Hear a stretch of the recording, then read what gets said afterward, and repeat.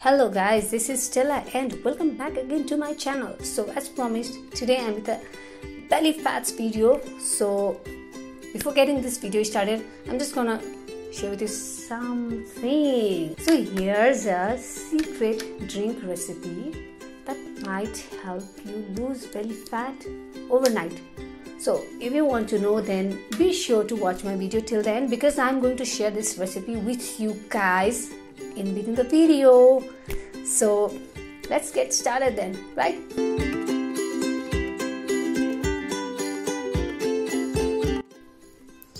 So guys, I'm just gonna talk about some of the facts, some of the food ideas, lifestyle changes. So I'm not here to share like do 500 crunches, sit-ups garnu, go for running and all these things. So हजुर त्यस्तो केही सोचेर यो भिडियोमा expectation राख्नु भएको छ भने of course I'm not doing that. So I'm just gonna generally outline some of the things and of course you can watch my video अनि मन पर्यो भने पछि maybe who knows, right? So first thing is guys, fact number 1. Researchers have found out that men and women who have midsection, it's 28 inches for women and 14 inches for men. So if they have midsection more than 28 inches and 4 inches respectively, then they are more likely to die younger than their slimmer counterparts. So women ko cases ma da jhan, they have more risk to heart disease, respiratory disease and even cancer. Yes.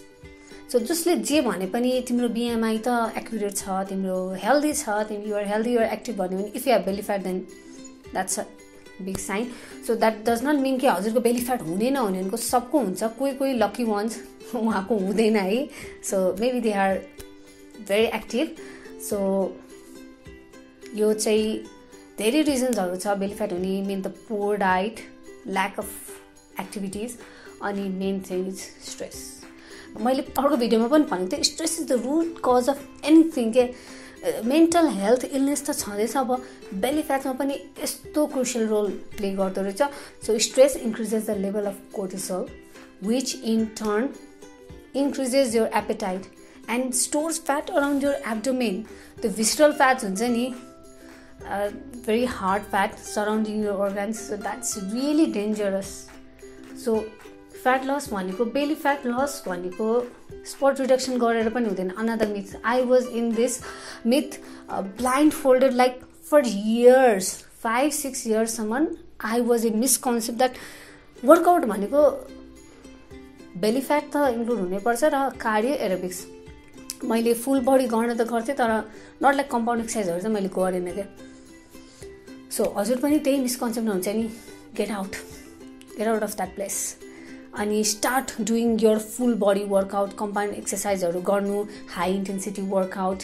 अनि यो फ्याट्सहरू बिस्तारै हजुरको फर्स्टमा hard fat हुन्छ नि like inside यो organs हो, त्यो चाहिँ हजुरको पग्लिँदै जान्छ, लाइक मेल्ट हुन्छ र only then comes your soft fats which is accumulate around your mid section. So एकदमै डिफिकल्ट हुन्छ गाइज. हजुरको भर्खर रिसेन्टली छ भने त्यसलाई मेन्टेन गरिहाल्नु है. एन्ड गर्दै हुनुहुन्छ भने पनि don't lose hope, have patience. It might take years but who cares, we are here to be healthy, right? So don't fall in to trap कि स्पोर्ट रिडक्सन गरेर पर्टिकुलर 100 क्रन्चेस गरेर like sit ups गरेर so त्यो assist गर्नलाई मात्र आएको हो त्यो. अनि एक्सर्साइज त गर्यो तर सबैको बडी टाइप डिफ्रेन्ट हुन्छ.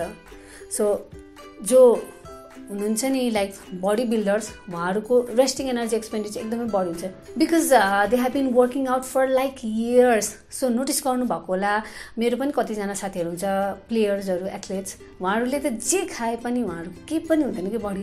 बट एकदमै फिजिकल इनएक्टिभ साथीहरूले 1 स्पुन अफ सुगर पनि कन्ज्युम गर्नुभयो भने उहाँहरूको फ्याट्स आउँछ कि.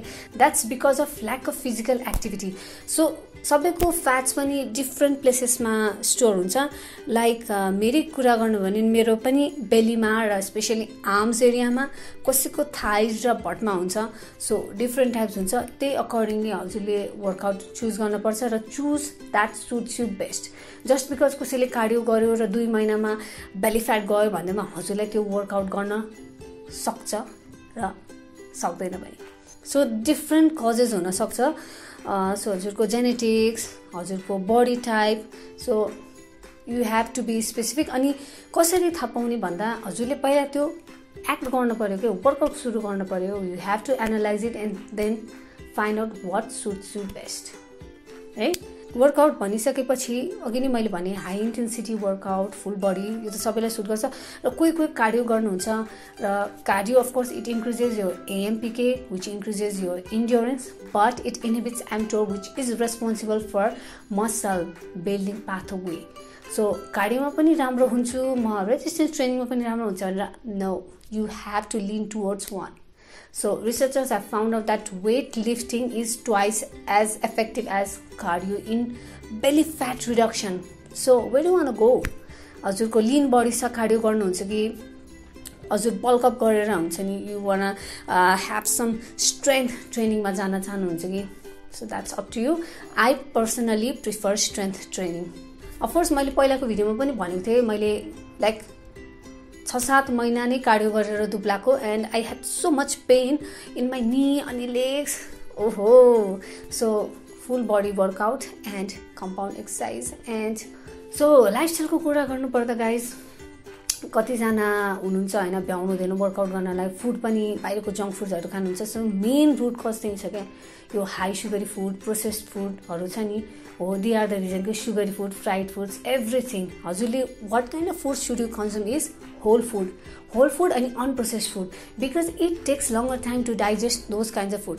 धेरै एनर्जी बर्न हुन्छ. सो हजुरले हाई प्रोटिन पनि खान सक्नुहुन्छ, प्रोटिन पनि कन्ज्युम गर्नुपर्छ, त्यसले पनि बडी एनर्जी कन्ज्युम गर्छ फर डाइजेसन.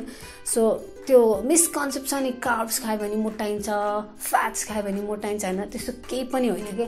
कार्ब्स बढी खानु भयो भने नि मोटाउन सक्नुहुन्छ, तर खानु भएन भने पनि एनर्जी हुँदैन, हजुरले केही काम गर्न सक्नुहुन्न. सो फ्याट्स पनि मोनोसेचुरेटेड फ्याट्स लाइक एभोकाडो नट्सहरूमा हुन्छ, त्यो खान सक्नुहुन्छ. That's very healthy. So you have to have it. त्यो अरू डेन्स्ड फुड हुन्छ नि लाइक क्यालोरी डेन्स भएको आइसक्रिम, डोनट्स, केक, पेस्ट्रिज, त्यो डोन्ट ह्याभ इट. त्यसले फुलर पनि फिल गराउँदा एकछिनपछि अरू नै केही खान मन लाग्छ अनि यु फिल लाइक बल्कअप है. बल्कअप होइन, इनफ्याक्ट कस्तो अर्कै फिल हुन्छ, right? You know right? So फुडहरू नखानु, go for whole food instead of juice पनि त्यो रिफाइन्ड जुसहरू हुन्छ नि त्यसमा सुगर एडेड हुन्छ. अनि फ्रुट खानुभयो भने अलिकति फुलर फिल हुन्छ किनभने सलिड हो नि त. सो हाम्रो माइन्डले चाहिँ सलिड खायो भने मैले केही खाएको छु है भन्ने जस्तो हुन्छ, लिक्विड हामीलाई केही लाग्दैन क्या. So go for solid food. अनि सधैँ त्यो लिक्विड डाइट गर्ने, स्यालेड्स मात्र खाने, कार्ब्स खाँदिनँ म, यो खाँदिनँ, protein no, that's not good. Balance out your meal, portion your size, 3 meals a day. If you are willing to lose your weight faster, then don't have snacks, that's up to you. But macronutrients, carbs, protein and fats तो हुनै पर्छ guys, हुनै पर्छ. Talking about foods, there are lots of drink that can help you out. मैले magical drink पनि भनेको थिएँ. So that magical drink is H2O, right? So H2O त हामी सबैजनासँग अभाइलेबल छ. So why should you go for that soda, punch, rum, tea, etc. So have some water. It not only helps to quench your thirst, but it is equally essential to your body. So teasहरूमा पनि मैले भने green tea. Do you know green tea हजुरले त्यो you have to have 7 to 8 cups to trigger that antioxidants which then is responsible for tea's burning fat burning capacity. श्रद्धा कपुरको एडमा छ नि Lipton green tea भनेर. So of course लिन सक्नुहुन्छ, तर that's up to you. That's only going to help you. Hot lemon बिहान खानु भन्ने, अनि त्यसपछि अल मैले फेनुग्रिक सिड्स अनि यो जिरा पानी एक्सेट्रा छ नि, यो सबै भनेको एसिस्ट गर्ने यो ओभरनाइट म्याजिकल ड्रिङ्क केही पनि हुँदैन, यो सबै गफ हो यो.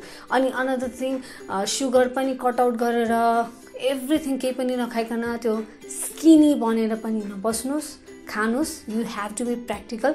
लङ रनमा के बेनिफिसियल छ, go for that. It's like कतिजना साथीहरूले 2 महिना डाइट गरेर रनिङ गरेर 10-12 केजी घटाउनु भयो र फेरि पछि त्यो वेट रिगेन गर्नुभयो. Don't do that. Be consistent, be patience, have some patience. It might take years. Of course they are gonna mock you, of course they are gonna suggest you some new workout ideas, new remedies, but stick what best suits you. Ani have some vision हुन्छ नि कति time लाग्छ के गरिरहेको छ भने हजुरले त्यो गर्नै पर्छ and you must feel healthy, you must be healthy, that is what is important है।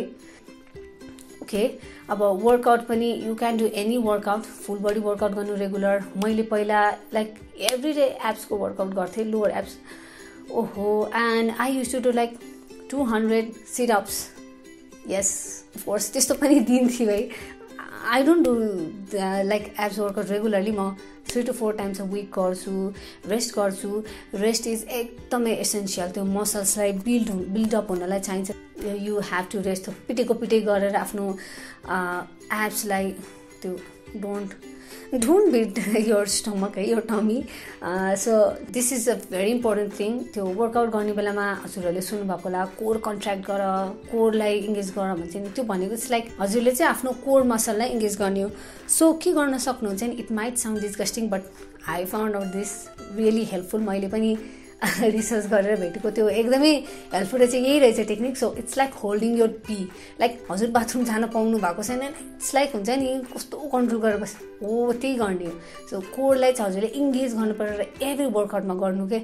सुरुमा अलिकति डिफिकल्ट होला, याद नहोला, तर बिस्तारै बानी बसेपछि एकदमै हेल्पफुल हुन्छ यो। सो ब्रिदिङ टेक्निक्सहरू पनि ख्याल गरौँ, इनहेल एन्ड एक्सहेल।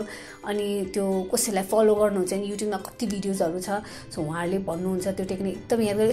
यस्तो सानो कुराहरूले एकदमै फरक पर्छ हजुरको बेली फ्याट्समा। अनि ओभरअल हजुरको लाइफस्टाइल हेल्दी भयो, हजुरको फुड इन्टेक एकदमै होममेड, एकदमै लाइक क्लिन फुड छ। अनि occasionally you treat yourself with cheat meals, अनि workout regularly, have lots of water, cut out junk food, sugared foods, alcohol, then you will have nice and flat belly.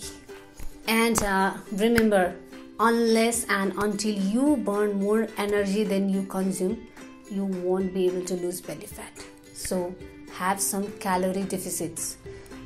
As I said in my calorie count video, to lose 0.5 kg approximately in a week, you have to cut out the 500 calories from your maintenance calories. So the video पनि check out गर्न सक्नुहुन्छ। So हजुर आफै decide गर्नु, 2 महिनामा 20 kg घटाएर पछि weight regain गर्नुहुन्छ कि लङ रनमा सोचेर पेसेन्स भएर, काम भएर, कन्सिस्टेन्ट डेडिकेटेड भएर वर्कआउट गर्नुहुन्छ, that's up to you. So I always say go for the long run, be consistent, have some patience, be dedicated, and prioritize your health more than anything else.